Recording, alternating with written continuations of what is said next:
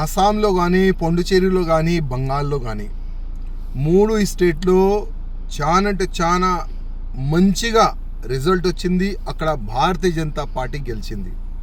కానీ అక్కడ కార్యకర్తలు మంచి సంబరాలు చేసుకుంటున్నారు, వాళ్ళకి అధికారం ఉన్నది.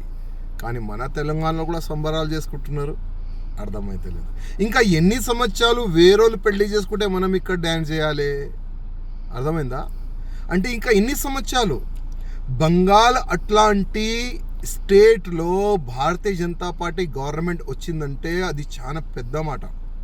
ఎందుకంటే అక్కడ మమతా బెనర్జీ ఒక గుండా రాజ్యం, ఒక రాక్షసి రాజ్యం అంటారు దాన్ని. అక్కడ భారతీయ జనతా పార్టీ కార్యకర్తల్ని చంపినారు, హిందూ సంఘాలు కార్యకర్తల్ని చంపినారు.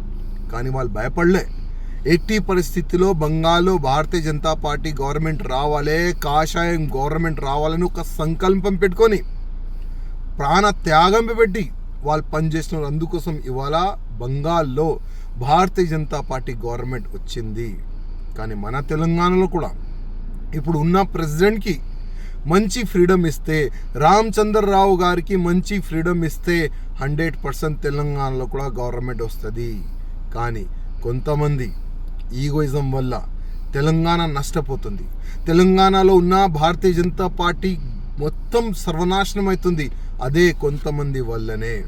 నేను ఇప్పుడు కూడా రిక్వెస్ట్ చేస్తున్నా, మీ ఈగోయిజంని పక్క పెట్టండి.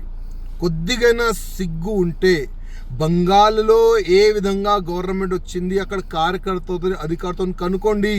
వాళ్ళు కూడా అక్కడ కూడా ఉండే కొంతమంది, అక్కడ కూడా ఉండే కొంత కాంపిటీషన్. కానీ వాళ్ళు ఒక సంకల్పం తీసుకున్నారు, లేదు మా ఈగోయిజంని మేము పక్కా పెడతాం, గవర్నమెంట్ తీసుకొని వచ్చేలాగా మేము పనిచేస్తామని అక్కడ అందరు కలిసి మిలిచి పనిచేస్తున్నారు.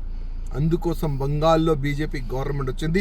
మన తెలంగాణలో కూడా కొంతమంది నాయకులు ఈగోయిజంని పక్క పెడితే ఇక్కడ కూడా గవర్నమెంట్ వస్తుంది.